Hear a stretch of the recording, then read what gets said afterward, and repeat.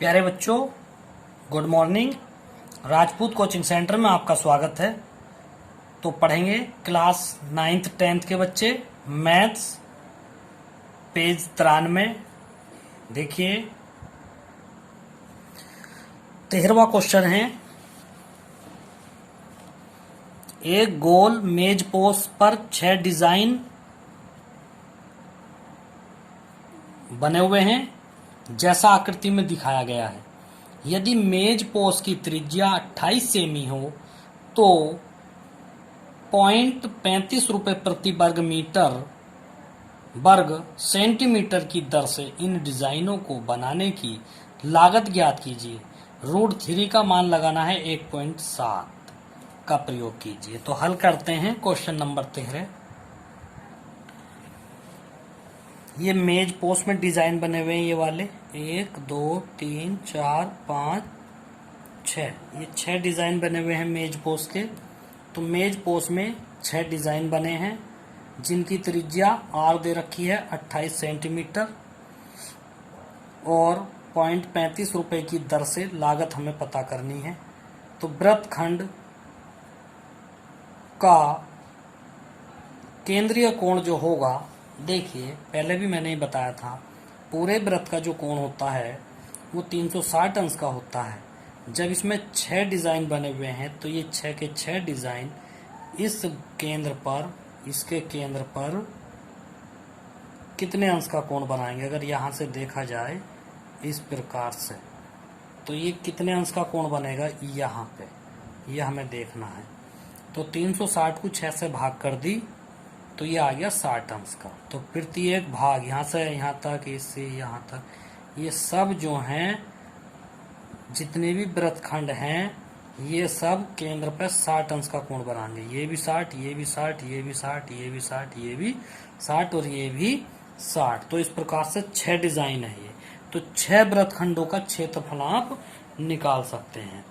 6 वृत्तखंडों का क्षेत्रफल जब आप निकालेंगे तो ये जो है फिर इससे गुणा कर देंगे तो रुपया जाएगा। ठीक है, तो देखिए थीटा 60 अंश आ गया है। तो प्रत्येक डिजाइन एक लघु वृत्तखंड बनाता है। तो एक लघु वृत्तखंड बना दिया, इस तरह से ये बना रखा है। तब क्षेत्रफल अतः है, क्षेत्रफल जो होगा, तो देखिए प्रत्येक डिजाइन एक लघु वृत्तखंड बनाता है। अतः क्षेत्रफल का सूत्र है, वृत्तखंड का सूत्र है R² पाई थीटा बटे 360 माइनस के साइन थीटा बटे 2। तो ए बराबर इसे क्षेत्रफल से प्रदर्शित करते हैं ए से। तो R का मान 28 है, पाई का मान 3.14, थीटा का मान 60 लगा दिया है, माइनस साइन 60 बटे 2। 60 से 360 6 बार कटेगा। ठीक है, इस प्रकार से। तो 28 का वर्ग है तो 28 गुणा 28, 3.14 बटे 6 माइनस के साइन 60 का मान होता है √3 बटे 2 और बटे में ये 2 है। ए बराबर 28 गुणा 28, 3.14 बटे 6 माइनस के √3 बटे 4, 2 से 2 की गुणा होगी तो √3 बटे 4। इसे 2 से काट दो, 2 × 2 पॉइंट लगा के, 2 पंजे 10, 14 बचा, 2 सत्ते 14 और 2 तिया 6, नीचे काट दिया है। ठीक है, तो ये आ गया है।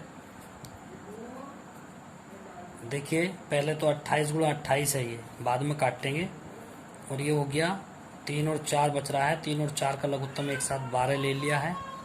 ठीक, तो ये 4 101.57 में गुणा करेगा और 3 √3 का मान रखा है ये 1.73 और साथ में इस वाले 3 से इसको गुणा हो गई है। ठीक है, देखिए किस प्रकार से काटा गया है। सबसे पहले 28 को 2 से काटा है 14 बार, इधर 12 को 2 से काटा है 6 बार, फिर 2 से काटा है 14 को 7 बार और इधर 2 से काटा है 6 को 3 बार। तो ये बचेगा 7 गुणा 28, 7 गुणा 28, 6.28, 4 से गुणा करने के बाद ये आया है 6.28 माइनस के 1.73 की गुणा 3 से कर दी तो 5.9 बटे 3। उसके बाद ए बराबर 7 की 28 की गुणा 196 गुणा 6.28 में से 5.19 घटाएंगे तो 1.09 बचेगा बटे 3। इन दोनों को जो है अभी गुणा नहीं करेंगे, छोड़ो। तो ये एक का आया है, एक वृत्तखंड यानी कि एक डिजाइन का क्षेत्रफल इतने वर्ग सेमी आ गया। डिजाइन कितने हैं? 6। तो 6 डिजाइनों का क्षेत्रफल जो होगा वो होगा 6 गुणा। अब इस एक वृत्तखंड यानी कि एक डिजाइन के क्षेत्रफल को 6 से गुणा कर दी है, ये आ गया है। 3 से 6 को 2 बार काट दिया है तो ये आ गया है। उसके बाद इसको जब 2 से गुणा करेंगे तो 427.28 वर्ग सेंटीमीटर क्षेत्रफल आ गया पूरा। सवाल में दिया है 1 वर्ग सेंटीमीटर की लागत है 0.35 रुपए, तो 427.28 की जो लागत होगी 0.35 से 427.28 को गुणा कर देंगे तो ये रुपए बन गया है। ठीक है, तो इतने रुपए लगेंगे। 14वां क्वेश्चन है आपका, निम्नलिखित में सही उत्तर चुनिए। त्रिज्या आर वाले वृत्त के उस त्रिज्या खंड का क्षेत्रफल ज्ञात कीजिए जिसका कोण पी है। तो निम्नलिखित विकल्प होगा। ठीक है, देखिए त्रिज्या आर दे रखी है, बड़ा आर दे रखी है और थीटा की जगह दे रखा है पी अंश। बस सूत्र लगाइए, थीटा की जगह पी रखिए, त्रिज्या की जगह तो आर दे ही रखा है, जो भी विकल्प होगा उसको रख लीजिए। ठीक है, त्रिज्या आर दिया है, कोण थीटा पी दिया हुआ है, तो त्रिज्या खंड का क्षेत्रफल होता है थीटा बटे 360 पाई आर स्क्वायर। तब ए बराबर पी बटे थीटा की जगह पी रखेंगे और छोटे आर की जगह बड़ा आर रख देंगे तो पी बटे 360 पाई आर स्क्वायर। यही उत्तर सही है। हमें तो विकल्प वाला लाना है तो क्या करेंगे, 2 से गुणा भाग कर दी है तो ये आ गया है ए बराबर 2p बटे 2 गुणा 360 पाई आर स्क्वायर, तो 2p बटे 720 पाई आर स्क्वायर। ठीक है, ये आ गया है। तो विकल्प कौन सा सही है? अतः विकल्प डी सही है। ये एक्सरसाइज आपकी खत्म हो चुकी है। अब आपकी एक्सरसाइज चलेगी 12.3। 12.3 एक्सरसाइज हम आपको कराते हैं। देखिए,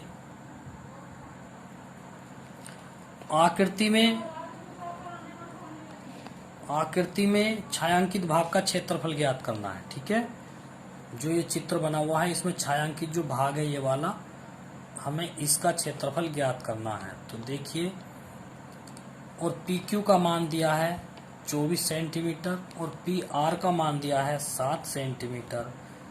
देखिए अब यहाँ पे क्या है, हम जानते हैं कि अर्धवृत्त में बना कोण समकोण होता है यानी कि 90 अंश का होता है। तो ये जो कोण बना है अर्धवृत्त में, ये देखिए यहाँ समझिए, जैसे कोई वृत्त है इस प्रकार से और आप उसके अंदर कोई भी कोण बना देंगे इस तरह से, तो ये वाला जो कोण होता है ये 90 अंश का होगा ऑटोमेटिकली। चाहे किधर कोई बना दें, इधर को बनाएंगे तो ये कोण 90 अंश का होगा, कहीं को भी आप बना सकते हैं। ठीक है, तो इसी प्रकार से ये जो अर्धवृत्त है, ये आधा वृत्त है ये, तो आधे वृत्त में एक कोण बना हुआ है समकोण पे, इस प्रकार से। तो ये वाला जो कोण होगा ये 90 अंश का कोण होता है, सिद्ध है ये। ठीक है, तो जब ये 90 अंश का कोण होगा तो ये एक समकोण त्रिभुज भी होगा। ठीक है, समकोण त्रिभुज होता है। अतः है समकोण त्रिभुज पी क्यू आर में देखेंगे कण क्या है, इसमें कण है एरिया क्यू आर, ये कण हो गया।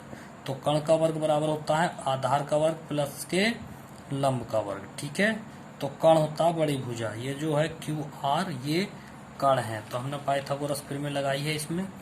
तो देखिए, कण का वर्ग बराबर आधार का वर्ग प्लस लंब का वर्ग।